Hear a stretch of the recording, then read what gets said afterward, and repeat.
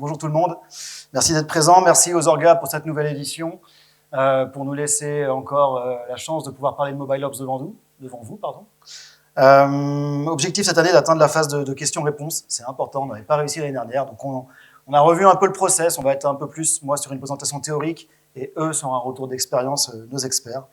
Et puis surtout, on va commencer rapidement. Ça marche ? Ça marche. Du coup, le Mobile Ops, déjà, qui connaît dans la salle le DevOps ? J'imagine tout le monde. Qui a vu Mobile Ops l'année dernière ou en replay ? Pas mal. Pas mal. Du coup, je rappelle rapidement, un DevOps, c'est pas un process, c'est pas un outil, c'est vraiment une démarche, un virage culturel.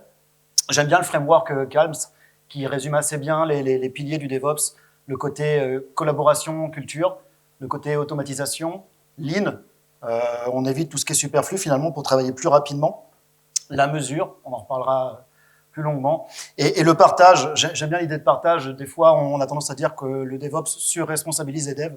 On va leur donner une casquette de dev, de sec, d'ops, etc. C'est pas l'idée. On partage les responsabilités, on partage les réussites. Finalement, on va décloisonner les équipes et c'est ça qui est plutôt cool dans cette démarche. Bref, tout ça pour délivrer vite et bien votre app. L'année dernière, on a parlé Mobile Ops sur le prisme de la tech, sur les différentes phases du cycle infini. Cette année, on va parler organisation, justement, au niveau de maturité mobile, donc en partie modèle, partie métrique, on va essayer de challenger un peu, et maturité. C'était pour l'intro. Je vous laisse vous présenter. Donc, bonjour à toutes et à tous. Je suis contente d'être avec vous à Android Makers. Donc, je m'appelle Jian Mejri. Je suis Chapter Lead. J'évite de dire iOS, du coup, ici. Du coup, je suis Chapter Lead iOS chez Beforbank, je l'assume. Donc, Beforbank, c'est la banque en ligne de Crédit Agricole. Bonjour, moi c'est Gérard Paligo, je suis Senior Staff Engineer sur les technologies mobiles à Decathlon et Google Developer Expert sur Android. Bonjour à tous, du coup David, donc Engineering Manager chez Datadog, donc, plusieurs équipes dont l'app mobile, cross-platform, donc aussi bien iOS et Android. Quand je dis cross-platform, c'est les deux plateformes nativement, pas cross-platform. Et du coup, enchanté Willy, CTO de l'agence nantaise d'Ypon Technologies, Head of Mobile National, et puis j'anime une conférence en juin, je co-anime, Mobilis et Immobilier. Ok, on rentre dans le vif du sujet. On va parler modèle d'orga, donc on a tenté de projeter les notions de rôle, d'organisation, outils et de risque sur différents niveaux de maturité, mobile, d'entreprise, etc. C'est des exemples, il n'y a pas vraiment de frontières, plutôt des orientations pour vous donner un peu un ordre d'idée. On rentrera dans le détail un peu plus profondément après. Sur la partie maturité faible, on a des devs qui sont multicasquettes, on le voit, ils vont assumer plusieurs rôles. Alors, on va avoir une automatisation qui va être limitée au vu des moyens. On ne peut pas tout automatiser, donc on aura cette chaîne de CI/CD qui va être un peu grisée. On ne va pas pouvoir automatiser toutes les parties, des étapes plus ou moins réalisées. Et forcément, on va s'orienter vers des solutions managées. On n'a pas le temps, donc on va sur des choses qui sont déjà en place. En termes de risque, c'est les fameuses POF. Si une personne est absente et qu'elle maîtrise un processus qui n'est pas connu, on va avoir des petits problèmes. Et bien évidemment, la standardisation. Je passe rapidement, une maturité un peu plus élevée. Donc là, ce qui est intéressant, c'est qu'on a l'émergence d'une équipe Ops. Elle a beau être généraliste, elle est quand même là, on peut s'appuyer sur eux. Donc à voir comment on va avancer sur la partie mobile.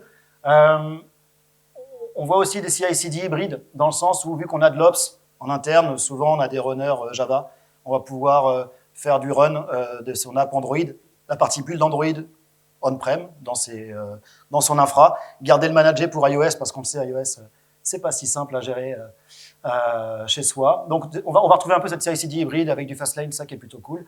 Des pipelines un peu plus élaborés, un début de farm testing, j'avance. Et puis là, ce qui est critique, c'est qu'on est dans un entre-deux, phase de transition, il y a un mix d'automatisation, un mix de rôles, potentiellement une résistance au changement, donc ça peut être assez complexe sur cette partie.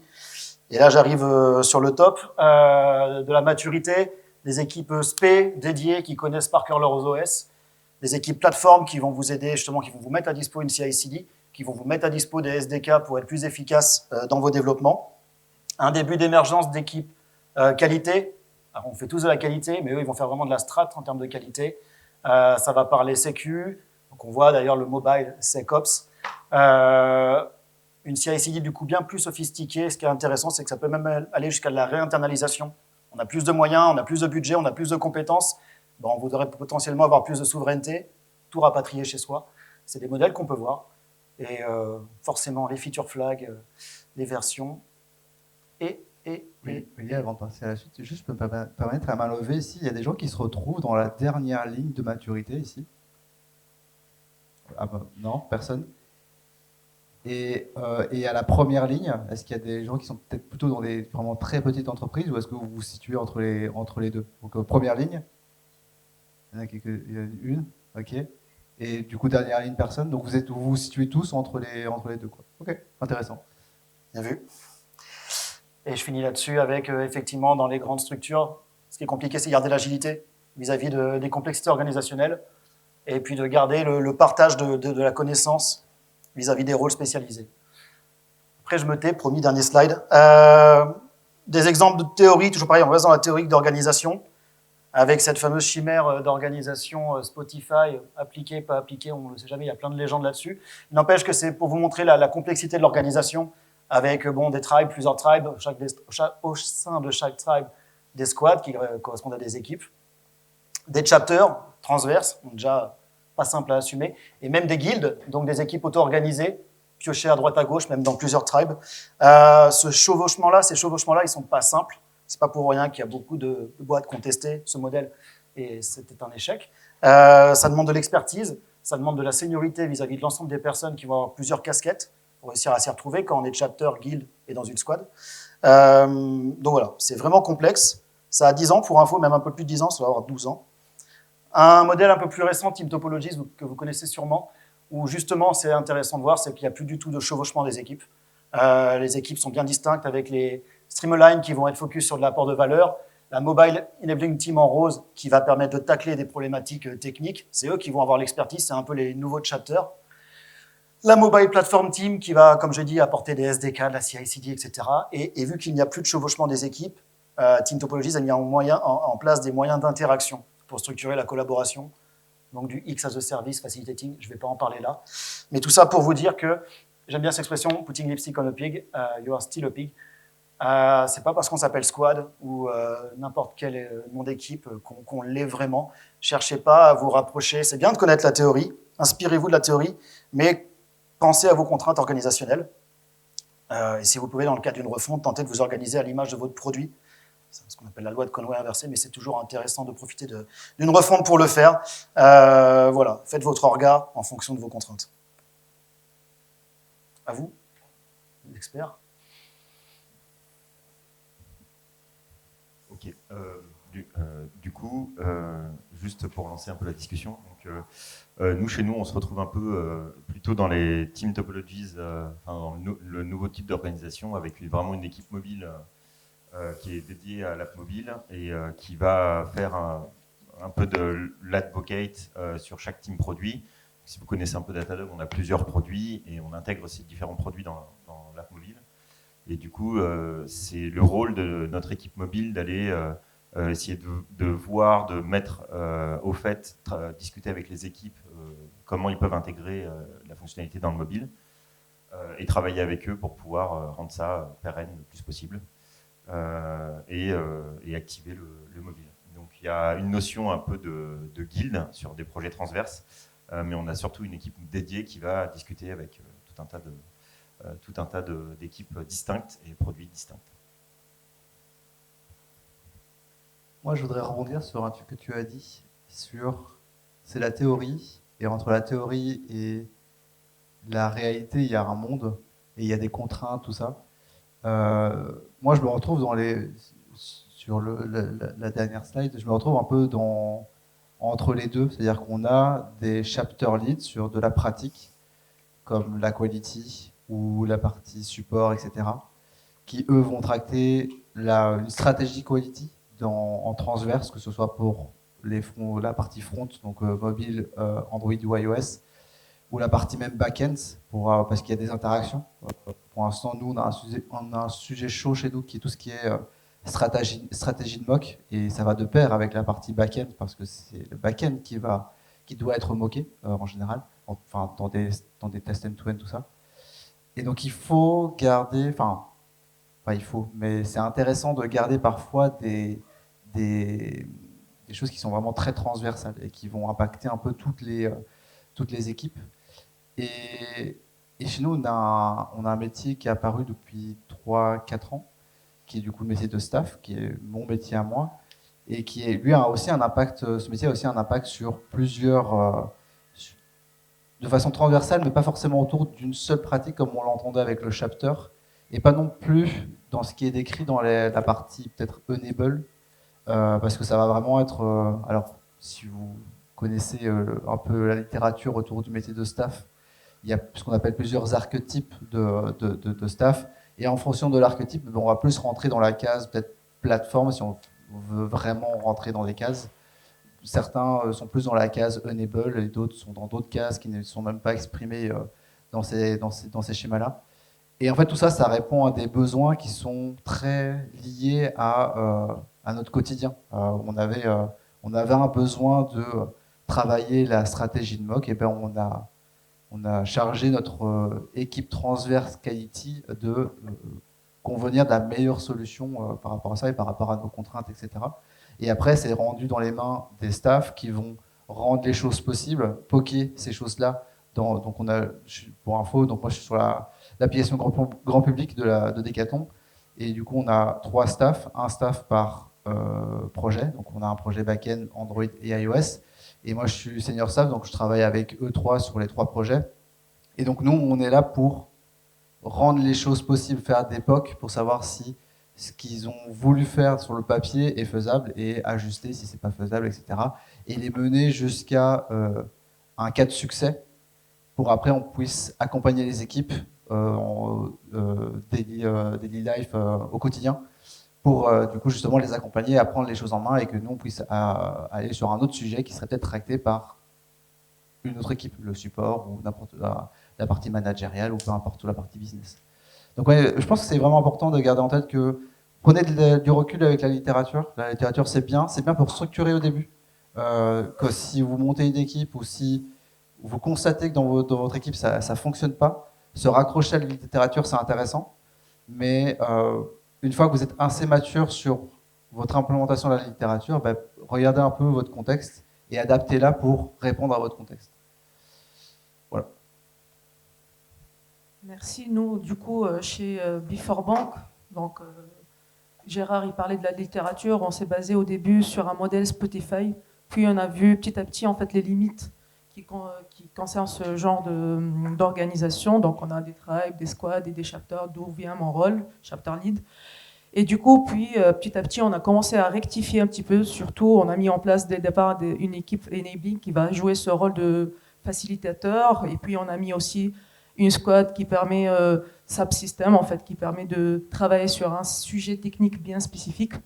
Donc je te rejoins, Willy et Gérard aussi, sur le fait que il ne faut pas en fait appliquer by the book l'organisation, il faut l'adapter selon le besoin et le contexte de chaque équipe. Cependant, il y a des personnes en fait qui privilégient surtout la stabilité aussi des équipes. Et moi personnellement, j'ai fait face à ce genre de réflexion et je trouve que c'est pas déconnant non plus en fait parce qu'une équipe stable, c'est une équipe qui maîtrise mieux ses périmètres, une équipe qui a une meilleure vélocité et aussi une meilleure cohésion d'équipe. Donc, il faut respecter cette stabilité tant que possible, mais aussi il faut savoir s'adapter et savoir bouger les lignes lorsque cette organisation peut en fait devenir en fait un frein pour la collaboration ou tout simplement lorsque les périmètres produits et business changent tout simplement. Donc voilà.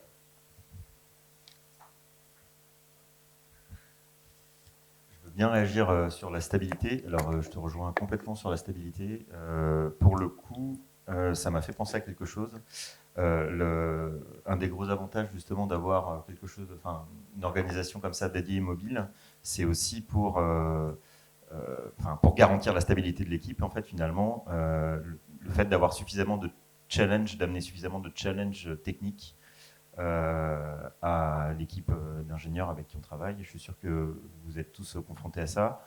Ne pas faire tout le temps la même chose et travailler sur des problématiques différentes, c'est quand même quelque chose qui est enrichissant. Et le fait de travailler multi-produits ou d'aller sur quelque chose, en tout cas c'est ce qu'on essaie d'avoir chez nous. Et Et ça enrichit vraiment la stabilité. Et au bout d'un moment, d'avoir une équipe de développeurs qui se connaît bien, c'est plutôt très riche. Ça apporte de belles choses. Qu'on avance. Je peux poser une question? Ok. Juste, est-ce qu'il y a des gens qui se retrouvent guild ici, plutôt dans l'organisation guild, pour voir s'il y en a encore qui utilisent ce pattern-là? Ok. J'en ai une main levée, je suis hyper étonné. Et dans l'autre organisation, est-ce qu'il y a plus de gens qui se retrouvent dans cette organisation-ci? Vous vous organisez comment? C'est du custom propre à votre Vous avez orga, un truc, ouais, ça, vous avez une équipe une équipe Android iOS, et est-ce qu'il y a des, je sais pas si on peut interagir, peut-être tu veux avancer? On va attendre la Ok. phase de Q&A. D'accord, ok. C'est l'objectif. Très bien. Hein. C'est Ah ben, vraiment on va attendre la l'objectif. phase de Q&A. Allez, on y va. On va rentrer un peu plus dans le vif du sujet. On met de côté les bouquins. Donc, tout le monde est expert DevOps ici. Donc, j'imagine que tout le monde connaît Dora, le DevOps Research Assessment. Dora, qui a été racheté par Google en 2018, qui mesure les performances des équipes DevOps, la vitesse, la stabilité. Je vous laisse dire en français, comme ça on va gagner du temps sur ces KPI qui sont très orientés prod, vraiment sur la partie quantitative. Il n'y a pas du tout de quali là-dedans. Si l'app tombe, on ne s'amuse pas à catégoriser l'anomalie ou autre. C'est vraiment, on va juste compter qu'il y a eu un chaos. Donc très orienté prod, très quantitatif, toujours pareil, à adapter à votre SI, à votre besoin. Il y a eu des frameworks qui sont arrivés côté DevOps, bien plus orientés cette fois qualitatifs, avec une dimension humaine, sur le bien-être des développeurs, sur la communication, sur le partage, des choses essentielles quand même. Donc DX est arrivé, Space est arrivé, ils ont tous fusionné, ils ont donné DX Core 4. C'est super. C'est super, et nous, on est tous envieux de cette maturité DevOps, en tout cas moi le premier. Et puis MobileOps, nous, on a des problèmes parce que on a les stores, vous le savez tous, on a plusieurs versions qui coexistent en parallèle. On a des problèmes, et il n'y a pas de solution. Alors j'aime bien les mêmes. Hein. On attend des métriques, j'ai attendu longtemps, une semaine, puis un an, etc. Puis à un moment, il fallait qu'on soit devant vous à présenter des choses. Donc petite claque, et puis faisons l'exercice de définir justement des métriques. Et donc on s'est lancé la propre déclinaison de Dora. Du coup, Dora, Mora, why not, c'est pour le jeu de mots. Ouais, je suis parti de ce principe-là. Il faut qu'on mesure ce qu'on maîtrise. Pour moi, c'est essentiel. Nous, on maîtrise jusqu'au store, donc on va mesurer jusqu'au store. Donc, les KPI que vous avez vus juste avant, j'ai transformé le côté MEP en soumission sur les stores. Le délai entre le dernier commit et la soumission sur les stores. Taux d'échec, on rajoute ANR, histoire de faire un peu mobile, c'est sympa. Et le time to submit, le temps de résolution d'un chaos, on s'arrête au store. Voilà, job done. C'est quand même pas mal de tracer le MTTR, parce que c'est quand même l'indice end user. Votre end user, il s'en fiche des stores. Lui, il veut juste que le fixe soit fait le plus rapidement possible. Donc, gardons quand même la métrique, elle est intéressante, d'autant plus qu'on peut jouer dessus avec des updates over the air type Shorebird, code push, voire du server driven UI, mais là, c'est pas un outil, hein, c'est vraiment une conception à mettre en place dès le début sur votre application. En tout cas, on peut jouer là-dessus. Une fois qu'on a fait ça, on va s'amuser à suivre les KPI des stores, c'est plutôt sympa. La durée de validation des stores, au moins pour critiquer sur LinkedIn, des fois j'en vois passer certains. Mais surtout, store submission failure rate, pour moi c'est ultra important. Mesurer le nombre de KO que vous avez quand vous soumettez votre app au store. Parce que problème de guideline, parce que vous n'avez pas respecté ci ou ça. Sachant qu'il y a des outils de prévalidation aussi. C'est très important de les suivre.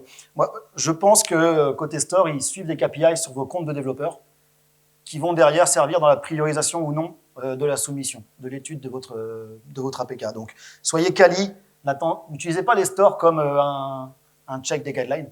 Connaissez par cœur les guidelines avant de soumettre. Vous gagnerez du temps, ça évitera des soumissions KO avec un MTTR encore plus long. Et enfin, j'aime bien l'impact. En plus, on parle des stores, on les critique, mais ils nous donnent quand même pas mal de KPI. Donc, autant suivre les notes. Surtout qu'il y a des outils qui existent pour les collecter, on y reviendra aussi. Et puis, la mesure dynamique de l'impact, ça peut être cool, de s'assurer que d'une version à l'autre, d'une livraison à l'autre, on a plus de personnes, ou moins. C'est un problème dans ce cas-là. Mais combien de personnes sont engagées vis-à-vis de l'app d'une version à l'autre. Donc ça, c'est des exemples. Et vous voyez, c'est pas compliqué. On voit pas trop, mais on voit quand même.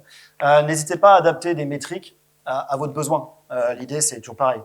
On définit, on track, on monitore, on se challenge, on redéfinit, etc., etc. C'est un cercle vertueux et je pense qu'il ne faut pas hésiter à définir des KPI qu'on va suivre derrière. Je crois que c'est bon. À vous. Alors, tu as parlé de la dépendance des indicateurs mobiles en fait, par rapport aux soumissions sur l'Apple Store. Il y a une autre dépendance par rapport aux mobiles, par rapport aux indicateurs mobiles, c'est notre dépendance vis-à-vis aux SDK partenaires. Les SDK qui sont gérés par des partenaires externes et qui peuvent affecter du coup la performance de notre application, vu qu'ils sont gérés par des équipes externes. Donc ces équipes-là, ils peuvent avoir des degrés de maturité un petit peu différent, un degré différent par rapport à notre degré de maturité dans l'équipe. Donc, si ce genre d'équipe, ils sont plus performantes que nous, en fait, donc tant mieux pour nous. Par contre, lorsqu'ils sont plus lentes et moins performantes, bah là, ça va impacter directement notre lead time et surtout notre temps moyen de gestion ou de résolution des incidents, le MTTR. Donc, c'est quoi la solution? C'est que déjà, pour moi, en fait, le choix des SDK, il doit être déjà géré dans l'équipe mobile. Donc, on doit se baser sur des études, aller même plus loin et faire des POC pour faire des comparaisons entre les différentes solutions sur le marché. Mais ce n'est pas suffisant. En fait, on peut voir facilement que ce genre de POC, parfois, il ne nous permet pas de voir toutes les problématiques qu'on peut faire face. Donc, la solution ou une partie de la solution qui peut en fait diminuer ce risque-là avec les SDK, en fait, c'est de vraiment définir des critères d'acceptance, les SLA, qui sont en fait, SLA, c'est le contrat de niveau de service. Donc, et on doit vraiment en fait s'assurer que les critères d'acceptance ils sont vraiment adaptés à nos KPI de l'équipe. Parce que si en fait il y a des entreprises qui tombent dans ce piège, ils signent des contrats avec des critères d'acceptance par défaut fournis par le fournisseur de services, et du coup ils se trouvent en fait dépriorisés, leurs incidents sont dépriorisés par rapport à d'autres entreprises qui ont signé des critères d'acceptance plus stricts. Moi personnellement chez Beforbank on a eu ce genre de problématique, on a eu parfois dans des périodes 90% des crashs de l'application sont liés à un de nos partenaires. Donc on a créé des tickets, on a remonté les incidents, etc. Et au final, ça a pris beaucoup de temps en fait, pour que ce soit résolu. Et lorsqu'on a creusé le problème, on a trouvé que nos contrats ou les SLA, ils n'étaient pas au même niveau que nos KPI ou nos attentes. Donc voilà. C'était à côté de Datadog? Non, c'était pas ça. Ah, j'avais fait une blague sur Datadog. Je refuse de donner le micro à David. Je refuse de donner le micro à David sur cette partie de la présentation. Non, moi j'ai un problème avec les métriques au sens, j'adore ça. Moi, je viens d'un. Quand je suis arrivé à Decathlon, il y avait de la métrique nulle part et il y avait des problèmes partout. Et ça me mettait mal à l'aise quand mes managers de l'époque venaient me voir en mode pourquoi ça fonctionne pas, pourquoi vous n'arrivez pas à détecter ça ou ça. Pourquoi vous n'êtes pas en mesure, vous, l'équipe de développement, de nous dire qu'est-ce qui se passe. Et depuis, ça fait longtemps maintenant, mais depuis ce moment-là, je veux absolument me protéger et je veux être en capacité de répondre à le maximum de questions. Datadog est une des réponses chez nous, en l'occurrence, mais il y a le côté, ce que tu exposes sur la partie la confiance qu'on peut même accorder avec les third parties qu'on intègre dans notre application, que ce soit des SDK externes ou même internes. On a beaucoup de cas où on a des SDK internes et c'est quand même difficile, même si c'est de l'interne. Et après, il y a la partie runtime. Moi, j'ai un gros sujet actuellement même chez moi où je veux mettre de la télémétrie partout et le lier au maximum avec des métriques business pour pouvoir savoir que, ok, il n'est plus possible d'ajouter un panier. Donc, j'ai un trigger au niveau incident, au niveau de l'ajout au panier, par exemple. Et puis après, je dois être en mesure de diagnostiquer, sans même ouvrir mon application, la code base de mon application, je dois être en mesure de diagnostiquer ce qui s'est passé, que ce soit dans ma partie mobile, Android, iOS, ou dans ma partie back-end. Et là-dessus, des back-end observability du style Datadog et d'autres, il y en a 1 milliard d'autres, open source ou pas, sont en capacité de nous donner des vues où on peut voir nos différents composants de notre système et comment ils interagissent entre eux, que ce soit du coup front-end, back-end, mais aussi même front-end avec les SDK. Si ces SDK ont aussi des passerelles de télémétrie qui sont configurables, OKHTP est un exemple par exemple.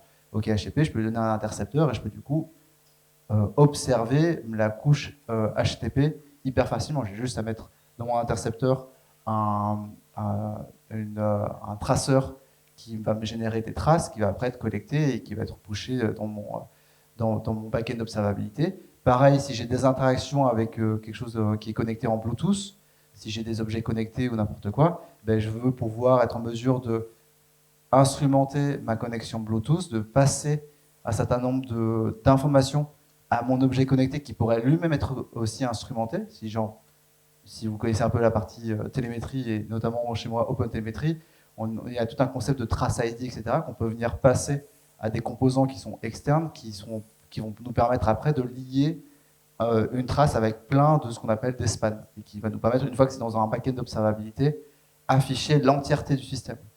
Et pour moi, c'est presque le Graal d'arriver, on n'y est pas encore, mais on y travaille, et c'est presque le Graal d'arriver à ce genre de maturité en termes d'observabilité, parce que jusqu'à présent, on a Firebase CrashEthics, qui est communément utilisé dans toutes les applications quasiment depuis un bon bout de temps, qui nous donne nos crashs avec la stack trace et un peu de log pour nous permettre de un peu comprendre le contexte, mais qui nécessite d'aller voir la code base pour comprendre ce qui s'est passé, parce que c'est une stack trace. Et donc une stack trace est forcément liée à une implémentation. Et donc ça veut dire qu'il faut retourner dans la version au niveau Git qui correspond à cette version en prod pour pouvoir comprendre, analyser, etc.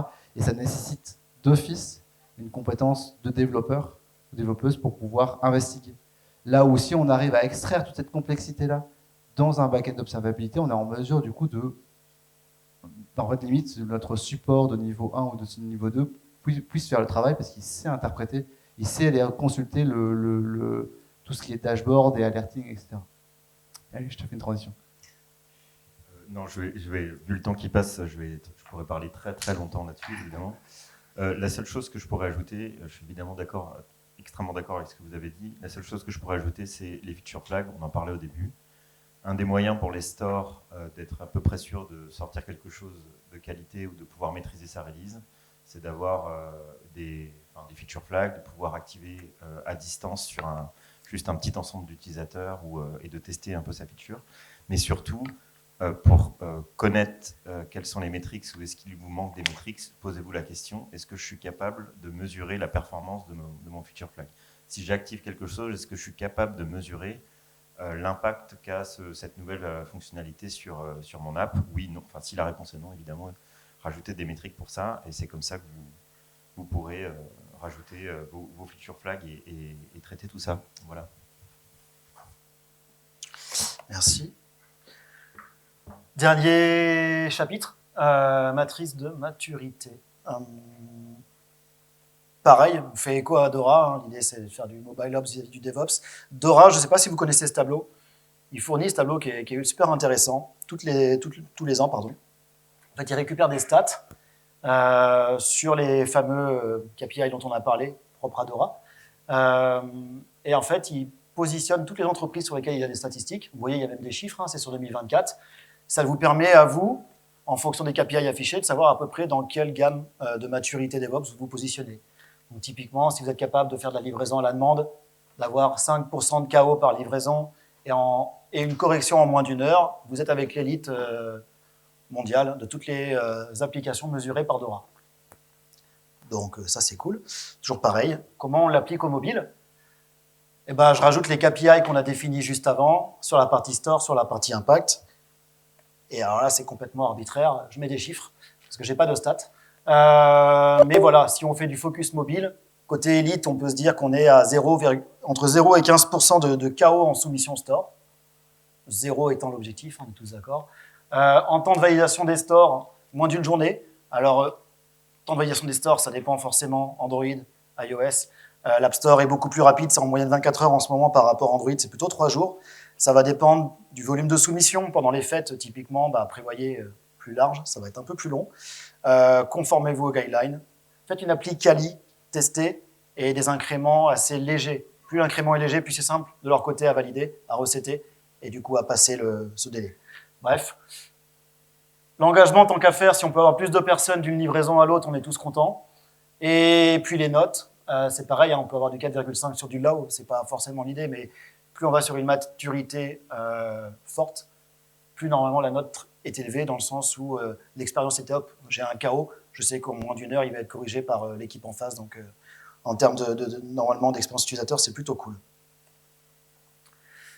Dernier slide, pareil, je ne sais pas si vous connaissez, je ne vais pas refaire un sondage, mais au-delà des KPI, Dora fournit des capabilities. Donc en fait, c'est des moyens de jouer sur ce niveau de maturité. Je veux passer de low à medium, de medium à high, voire elite. Et ben, je sais qu'en jouant là-dessus, je vais pouvoir m'améliorer. Avant, ils étaient classés par nature. Maintenant, ils sont classés par impact, ce qui est plutôt cool. Donc en vert, vous voyez ce qui concerne l'apprentissage. En jaune, celle qui concerne la rapidité d'exécution. Et en bleu, la rapidité de réaction. Et donc, c'est cool, ça donne vraiment pas mal de cibles d'amélioration hautes. Mais toujours pareil, pas forcément adapté au mobile. Donc, s'amuser à le faire un petit peu sur quelques briques. Donc, typiquement, le Continuous Delivery devient le Store Driven Delivery, parce qu'on redéfinit complètement pour intégrer le processus de validation des stores.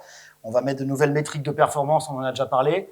On a aussi des stratégies de contournement des contraintes des stores à mettre en place, les fameux des feature flags, des mises à jour over the air, etc.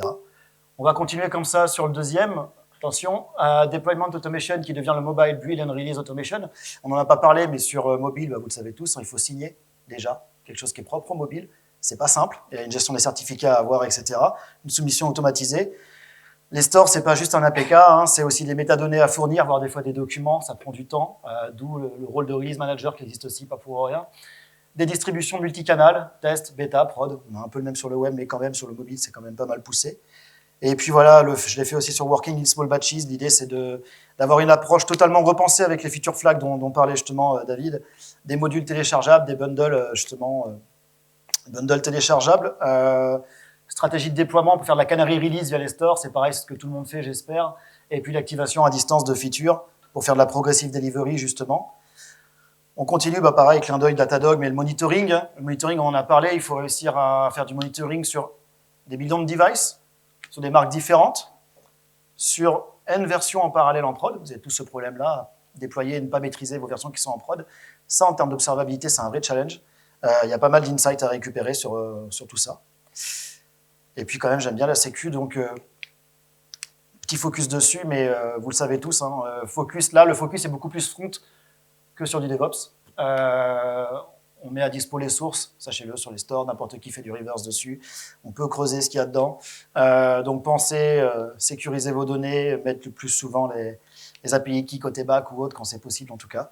Ça, c'était la petite conclusion. Et juste pour dire qu'on peut aller beaucoup plus loin, parce que sur le mobile, vous le savez tous aussi, on est sur du nomade, donc on va plutôt avoir tendance à être offline first. Et voilà, et c'est une vraie réflexion à avoir tout au long de la conception. Ça améliorera la robustesse de votre app. Il y a plein de talks aujourd'hui sur KMP, CMP, même depuis quelques années. Pour moi, il y a une vraie stratégie, une réflexion à avoir aussi sur KMP, CMP. Ça va impacter votre DevOps. Pourquoi ? Parce que typiquement pour le monitoring, quand vous voulez traquer des stacks, quand vous voulez traquer des traces, ça veut rien dire. Quand vous voulez, analyser des traces sur iOS générées par du KMP, c'est pas simple. Donc ces choix-là, ils ont un impact dans votre CI/CD, etc. J'imagine que vous avez en tête plein de capabilities et n'hésitez pas à les partager à ce moment-là. En tout cas, on pourrait décliner tout ça pour le mobile et c'est plutôt fun. Dernière ronde et après Q&A.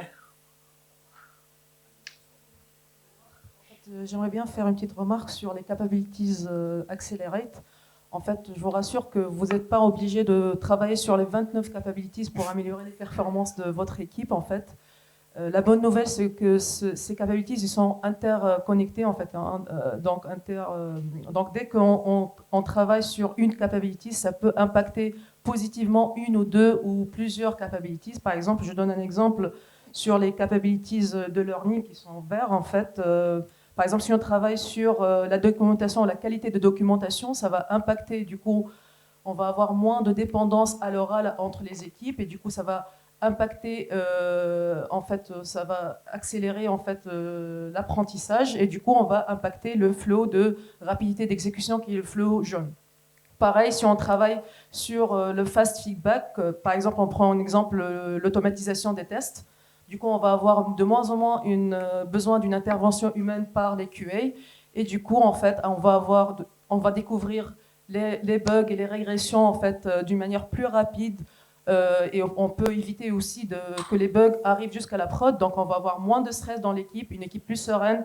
Et du coup, on va impacter les capabilities qui sont en vert, le well-being, le job satisfaction, ainsi de suite. Donc, il suffit de choisir 1, 2, 4, 5 capabilities qui sont les plus adaptées à votre organisation, travailler dessus, et ça va impacter systématiquement la plupart des capabilities et améliorer les performances de votre équipe. Tout à fait d'accord. Il n'y a pas trop de débat là-dessus.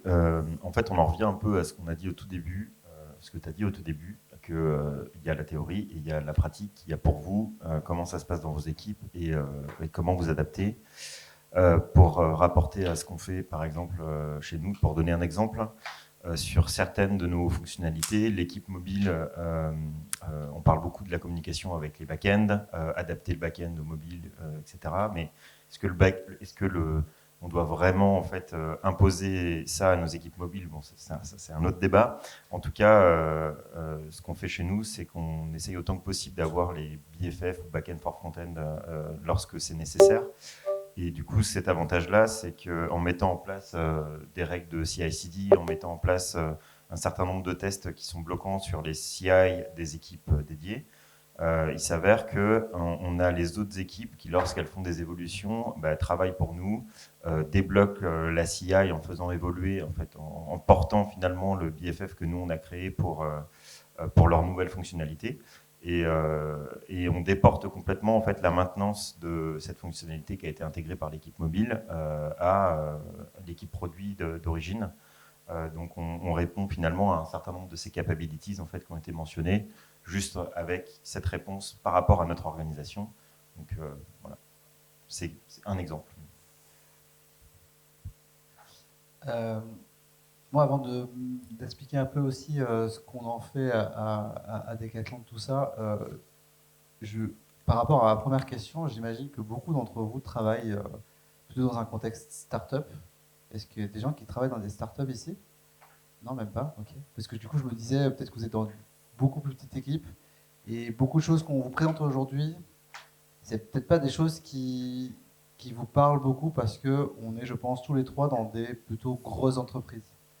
Et je pense qu'il faut garder ça en tête, c'est-à-dire que il faut peut-être pas mettre tous ces frameworks là qu'on vous présente aujourd'hui dans votre quotidien à vous, ou en tout cas pas dans leur totalité, parce que ça sert peut-être parfois pas à grand chose si vous êtes uniquement 2 ou 3 dans une équipe, sans aucune interaction avec forcément d'autres équipes mobiles, parce qu'il n'y en a peut-être pas d'autres dans votre boîte, de mettre tout ça en place. Ce qui est par contre intéressant, c'est quand même de travailler cette maturité dans votre projet pour être plus serein pour vous dans votre capacité à délivrer, que ce soit directement les artefacts finaux pour Android ou pour iOS, que ce soit la partie feature, et là pour le coup accéléré tout de Metrics, vous êtes plutôt bien. Mais du coup, vraiment, c'est travailler de ce côté, ok, comment est-ce que je peux faire pour être plus serein sur mon projet pour pouvoir délivrer correctement les choses et poser un cadre qui a été éprouvé déjà par beaucoup d'autres entreprises et qui fonctionne plutôt bien. Mais on prend peut-être un subset de tout ce qu'on vous présente aujourd'hui. Parce que du coup, moi, ce que je vais vous présenter rapidement, promis, c'est ce qu'on a. Nous, en fait, on a été beaucoup plus loin que tout ça. On a effectivement les Dora Metrics qu'on monitore sur tous les projets, mobile compris, back-end, front-end, etc., enfin front-end web. Et avec le moins de spécificité possible. Donc on ne va pas aller jusqu'au store, mais par contre nous on va jusqu'à, en gros on s'anime sur n'importe quel merge qui se trouve sur la branche principale à le niveau de qualité pour partir en prod. Et donc ça nécessite en amont d'avoir toute la chaîne quality qui se passe dessus, que ce soit au niveau PR, Nightly, etc. Donc il y a vraiment énormément de checks pour se dire, ok, j'ai fait un merge, ça va trigger toute la CI pour juste dire, ok, je génère une release et cette release-là, si tu veux, elle peut partir en prod. Elle peut être hébergée sur un store ou n'importe quoi.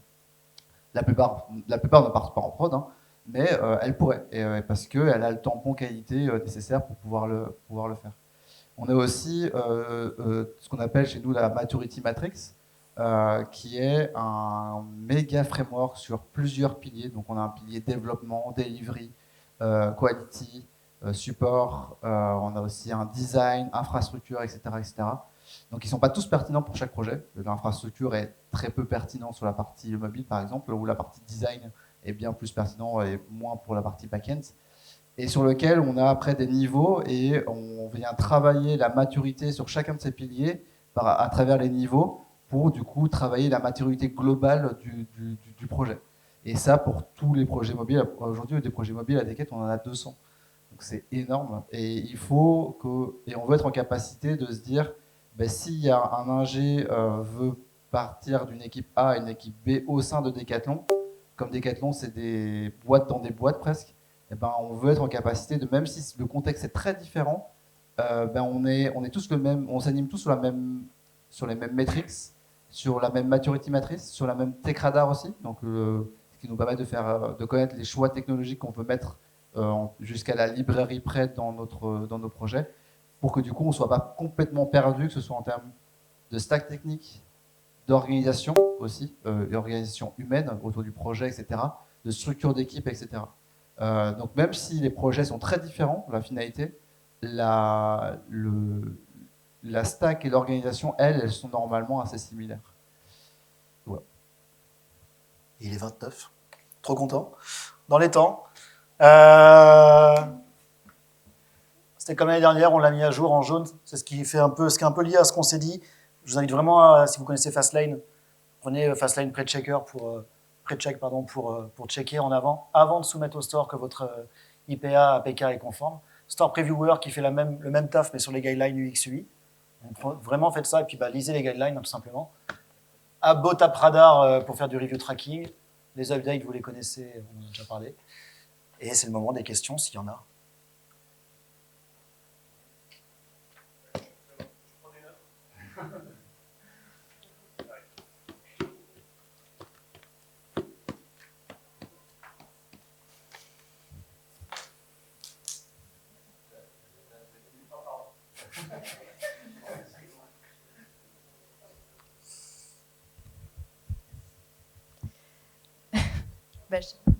Oui, non, si, je pense que c'est bon.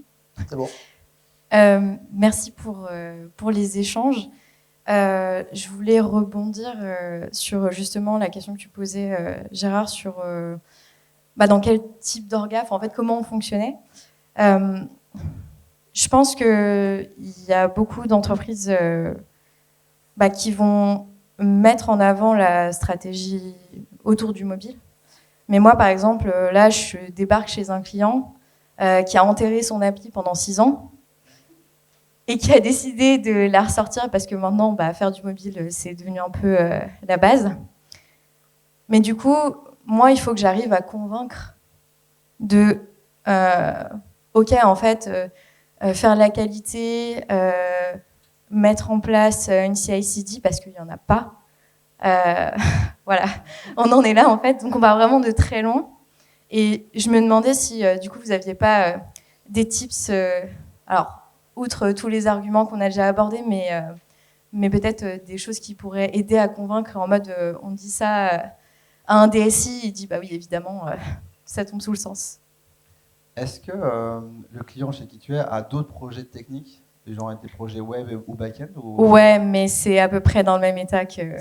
Okay, parce que du coup, j'aurais pu... Parce que le premier réflexe, c'est de se dire un projet mobile doit avoir le même niveau de qualité qu'un projet back-end et front-end. Mais s'ils sont tous dans le même état, c'est plus compliqué. Moi, ce que je préconiserais, c'est... là, tu serais, si on revenait dans les slides, les premières slides de Willy, c'est plutôt le niveau 1 presque. Ouais. Et c'est d'utiliser un maximum, si possible toujours, mais un maximum les services SaaS. Je disais justement à David, juste avant, on n'a pas parlé de Bitrise cette fois-ci. La dernière fois, on était sponsorisé Bitrise. Bitrise est un exemple, il y a GitHub Action, il y en a d'autres. Mais dire, OK, il y a des services SaaS qui existent pour de la qualité, en termes de CI/CD, en termes de lancement des tests, genre je pense à Firebase Test Lab ou BrowserStack, etc., qui permettent de se dire, OK, on externalise un maximum toute la complexité que ça peut représenter de maintenir ça en interne parce que on n'a pas les moyens, c'est pas stratégiquement, c'est pas dans la stratégie de la boîte de miser là-dessus, etc. Pour que du coup, à ton niveau à toi, au niveau développement, tu puisses te concentrer sur, ok, moi, faut que je teste, il faut que je mette de la qualité, tout ça. Donc, je vais faire le développement et après, sur la partie CI, CD, sur la partie lancement des tests, etc., c'est externalisé et on va juste utiliser. L'enjeu là après, c'est de venir justifier ses coûts. C'est de venir dire, ok, ça va nous coûter, je sais pas, j'ai pas en tête les chiffres, mais ça va nous coûter 1000 ou 2000 euros par mois, j'en sais rien. Ça dépend beaucoup aussi du nombre de personnes qui va solliciter tout ça. En fait, c'est compliqué hein, parce qu'il faut pouvoir dire c'est nécessaire parce qu'en cas de problème, ils vont s'en mordre les doigts et parfois c'est même nécessaire qu'ils se mordent les doigts une première fois avant que du coup ils se disent tiens, est-ce qu'on ne mettrait pas de la qualité? Ça risque d'arriver chez toi, c'est déjà arrivé chez moi, je pense que c'est déjà arrivé chez tout le monde ici ou beaucoup de gens. Et là, ça devient une étape il faut convaincre en fait, tout simplement et il faut essayer de justifier le pourquoi tout ça est nécessaire. Mais si toi, tu es dans un contexte où c'est partout pareil, il n'y a pas beaucoup de... C'est plus difficile, ouais. Ouais, c'est plus difficile. Il n'y a pas beaucoup de solutions miracles, hormis faire rentrer dans la tête des décideurs. C'est vraiment important parce que, en fait, à ce niveau-là, c'est essayer de détecter les risques et de les exposer et de exposer l'impact que ça va avoir. Dire, ok, là, on risque d'un problème de sécurité parce que telle raison. Et si l'une de ces raisons est atteinte, ça va nous coûter autant. Et ce genre de jeu, à partir du prix, en général, c'est plutôt... ça fait raisonner en général. En tout cas, tu peux jouer sur tout ça quand même. D'ailleurs, même si vous n'avez pas un niveau de maturité, comme le disait JN, n'importe quel impact sur ça va impacter votre CI/CD. Donc, fais du management visuel, fais ce que tu veux, ce qui t'intéresse, et ce qui va matcher là-bas, ça aura un impact. Merci beaucoup.